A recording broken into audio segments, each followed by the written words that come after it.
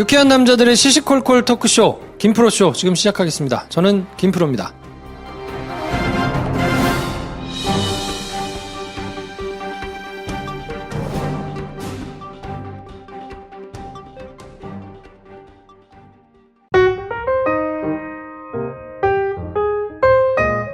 자기가 좋아하는 영화 가져와서 이야기하는 지가 애정하는 영화 지혜영 시간입니다. 네. 어서 오세요. 안녕하세요. 네, 오늘은 저의 사각지대 영화를 가져오셨군요. 저도 사각지대에 가까운 영화예요. 이번에 처음 봤어요. 이번 주에 공지 드린 대로 네네. 제가 같이 영화를 보고 얘기를 못하기 때문에 네. 안 본 영화들이거든요. 네. 이 얘기를 듣고 볼 것인가 조금 의문이 남아요.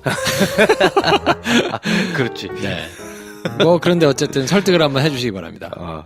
오늘 가져오신 영화는 갈증. 네. 갈증이라는 영화인데 설득이 될까? 오늘 가져온 영화는 갈증. 원작 소설이 있다 그래요?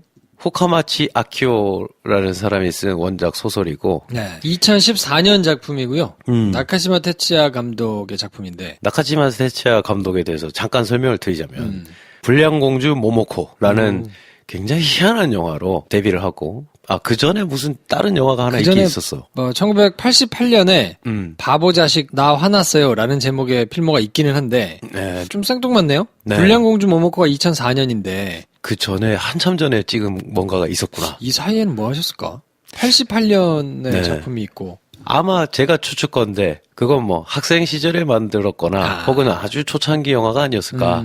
왜냐하면 그 뒤로는 광고 감독으로 굉장히 좀 유명했거든요. 네네. 그리고 나서 불량공주 모모코라는 영화로 2004년에 야 희한한 일본 영화 할 때 어떤 룩을 만들어낸 사람이기도 하고 그래서 유명한 영화는 사실 혐오스러운 마츠코 에이생이라는 영화가 우리나라 사람들에게도 좀 많이 알려졌죠. 2006년 작품. 이 영화를 인생 영화로 꼽는 사람들도 종종 있을 정도로 굉장히 뇌리에 박히는 영화예요. 이미지도 굉장히 화려하고 네. 근데 약간 슬프면서도 아름다우면서 하여튼 근데 되게 특이한 영화로 사람들이 많이 기억을 하죠. 근데 그 뒤에 나온 영화가 이제 고백, 갈증 뭐 이렇게 이어지는데 2010년 작품. 네. 이거는 저희가 다음 시간에 소개를 해드리겠습니다만. 고백. 네. 네. 그리고 그 다음 작이 이제 갈증. 갈증. 그렇습니다. 가장 최근작이네요. 그렇습니다. 줄거리를 대략 뭐 어떤 내용인지 좀 소개해 주시죠. 쓰레기 형사가 있어요.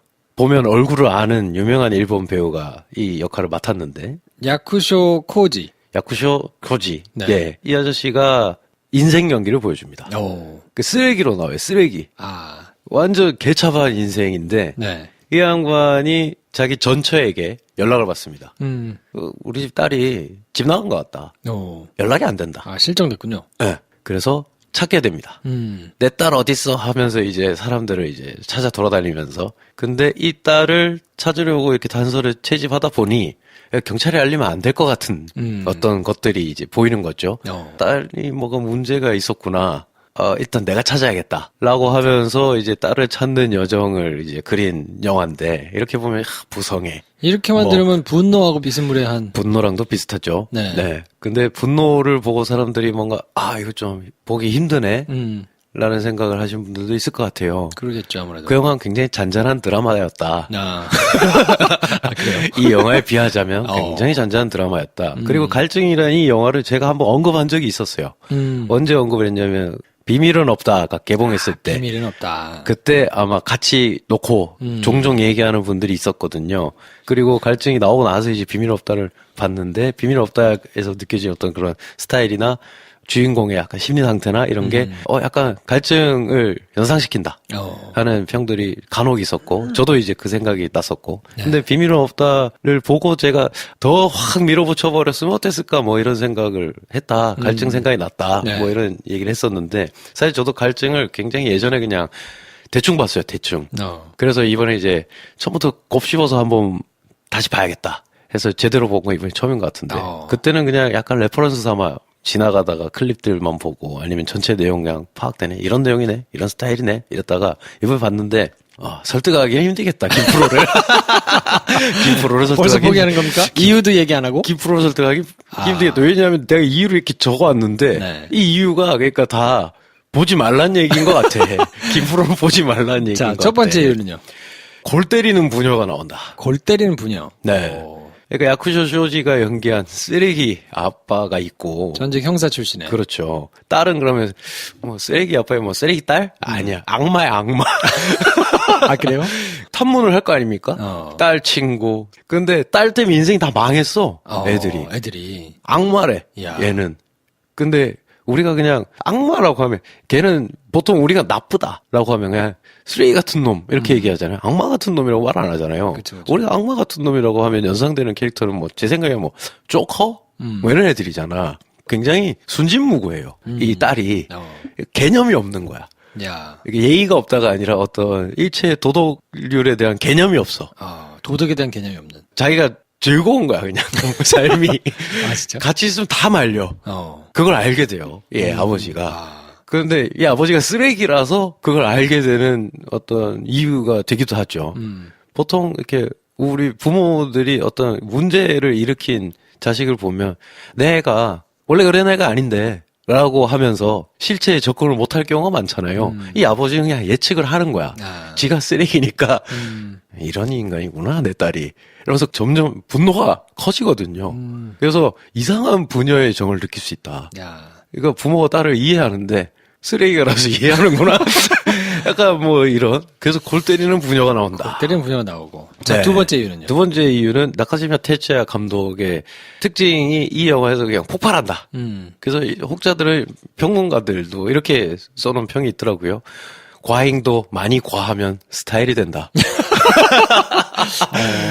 과잉의 미학이 있어요. 과잉도 아주 과하면 스타일이 아주 과하면 그러니까 그래서 밀어붙이는 듯한 느낌이 있어요. 그러니까 그걸 잘 해가지고 어떤 효과적으로 뭔가 과한 것 같은 느낌을 주는 거랑 아니 그냥 과한 거랑은 다르잖아요. 이건 후자예요. 그래서 오히려 저는 약간 좀 여기 더 점수를 준 것 같아요. 예전에 비밀은 없다와 비교를 해봤을 때. 그러니까 비밀은 없다 같은 영화는 중간중간 굉장히 퀄리티가 높은 장면이 있고 또 어떤 장면에서는 이게 좀 이랬으면 어땠을까 뭐 뭔가 불균질한데 이게 잘 정제하려고 한 거랑 정리가 안 된 거랑 이렇게 같이 섞여 있어서 그게 조금 한쪽으로 정돈됐으면 어땠을까 하는 아쉬움이 있었는데 오히려 단언컨대 비밀은 없다보다 갈증이 더 정리가 안 돼요. 근데 그게 오히려 처음부터 끝까지 그러니까 과하구나. 알겠다. 그 이 영화를 보면 계속 이 주인공이 그 쓰레기 아빠가 계속 물을 마시고 어디 가서 처맞고 욕하고 더 큰일 더 큰일 더 큰일이 계속 벌어지거든요. 근데 그걸 굉장히 그냥 객관적으로 찍어놓은 게 아니라 정말 주관적으로 찍어놨어요. 이 영화 내용 제목 갈증처럼 좀 속 시원하게 좀 해결됐으면 좋겠는데 모든 일이 가장 반대 지점에 있는 영화가 아마 프리즈너스였나요? 드니 블레브 감독의 그 영화가 가장 반대 지점에 있는 영화다. 비슷한 이야기를 푸는데 스타일은 완전 반대다. 온갖 장중한 음악들과 막 핸드헬드 장면들이 막 속출하면서 편집도 계속 교차되고 그러면서 굉장히 장면들은 광고 같아요. 스타일리시하게 자막도 막 팡팡팡 찍히고 이러는데 이게 과하려고 과한 게 아니라 과한 인간이 찍어서 이렇게 된 거구나. 이런 느낌을 주는 과잉의 미학으로는 최고로 가 있는 영화가 아닌가. 그러니 점점 궁금한데요? 보기 싫어지겠지. 궁금하다. 이 정도니까. 네. 마지막 이유는 뭡니까? 마지막 이유는 골 때리는 부녀가 나오고 악마 같은 딸을 찾는 쓰레기의 아빠의 면모도 보여주면서 과잉의 미학이 있다고 했잖아요. 이쯤 되면 그냥 궁금하겠지. 조금 궁금해요. 보고 나서 욕할 수도 있어요. 그래서 보험으로 마지막 이유를 가져왔어. 저는 이것 때문에 이 영화를 인정합니다. 헛웃음이 나올 순간도 있어요.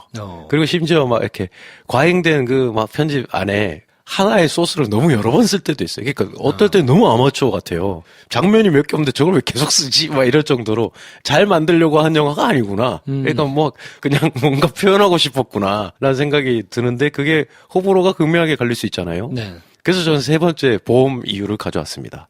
실제 관객들 평 중에 그런 게 있어요. 모르겠고 고마츠 나나의 얼굴밖에 기억 안 난다. 이게 딸이거든요. 딸의 얼굴. 그래서 포스터 보시면 그 아버지와 딸, 쓰레기 아빠와 악마 딸 얼굴이 딱 있는 포스터가 있어요. 걔 얼굴이 굉장하다. 아, 그래요? 이 영화로 굉장한 포지션에 올랐어요. 이 여배우가. 역할도 특이할 뿐더러 그러니까 막 전형적으로 너무 아름다운 미인이다도 아니고 귀엽게 생겼는데요? 그냥 귀엽죠. 네. 근데 이게 이런 얼굴이 나와서 귀여운 역할을 했으면 이 정도로 기억이 안 남을 건데 얘가 악마예요? 얘가 굉장히 개념이 없어요. 보고 있으면 진짜 저걸 어떡하나 싶을 정도의 배역이라 고마츠 나나라는 걸출한 일본 여배우를 내가 한번 알게 된다. 이 영화로. 야. 그러면 뭐 팬심이 모든 것을 상쇄시켜주는 영화가 아닐까.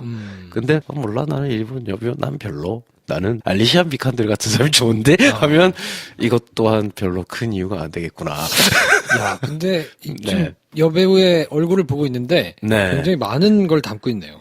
그러니까 생각이 복잡하게 돼요. 이 고마츠 나나라는 배우가 말도 안 되는 대사를 하면서 막 야, 저 참 답없네 라는 생각을 하게 하는데 그게 그냥 치기 어린 젊은 애가 만든 그냥 스타일리시 뽐내는 영화인가? 라고 보기에는 뭔가 좀 담고 있는 게 있어요. 저는 이렇게 단언할 수 있습니다. 호불호가 갈리겠지만 좋아하는 사람들은 아마 극렬하게 좋아할 것이다. 싫어하는 사람들은 이제 다음부터 이 감독 영화 안 봐야겠다 라고 할 수는 있지만 좋아하면 굉장히 내리 오래 박힌다. 마지막 작품이니까. 네. 최근작이죠. 좀 궁금하네요. 그래서 저도 사실은 이걸 굉장히 오랫동안 다시 한번 제대로 봐야겠다라고 오랫동안 가지고 있던 영화였거든요. 이번 보면서 처음에는 좀 그런 생각을 했어요. 아, 뭔가 좀, 이거 그런데. 근데 보고 났더니, 뭔지 알겠다. 약간 이런 느낌? 그리고 처음에는 약간 요런 취향을 가지신 분들은 굉장히 혹하면서 봐요. 그래서 실망이 커질 수도 있는데 저는 약간 하드보일드 탐정 추리물 약간 요런 영화를 좋아해서 처음엔 전형적으로 그렇게 가거든요. 네. 나쁜 놈이 더 나쁜 놈 잡는 얘기구나. 뭔가 현대극인데도 이런 걸 하네. 옛날 막 각진 차 다 부셔져가는 차 몰고 다니면서 막 음악 막 나오면서 나레이션 나오면서 증거를 가지고 있는 똘마이들 좁혀면서 막 쓰레기 형사가. 근데 가다가 보니까 영화가 산으로 가는 거야. 이게 아닌가 하다가 결국은 딸 얼굴만 남는다. 그런 의미에서는 야, 이거 진짜 무슨 내용인지 궁금하네. 기사를 보니까 네. 청순미와 퇴폐미를 겸비한 미녀. 고마츠 나나 이렇게 돼 있네요. 그쵸. 원래 그런 말을 좀 뻔하잖아요. 근데 그렇게 말할 수밖에 없어. 애가 그래. 그래요? 그러니까 그 쓰레기 아빠 야쿠쇼쇼지도 감당이 안 되는 딸이야, 얘가. 네. 알겠습니다. 아무튼 궁금하신 분들 한 번씩 보시고 네. 낚여가지고 욕하시는 분들도 속출할 것 같은데. 호호가 분명히 갈릴 것이다. 극렬히 좋아하는 사람이 있겠지만 숫자가 많지는 않을 것이다. 그렇죠. 네. 요렇게까지만. 저희는 다음 시간에 또 다른 영화로 찾아옵니다. 안녕. 안녕.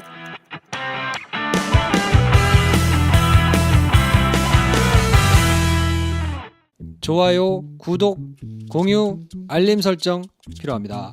필요합니다. 안녕. 안녕.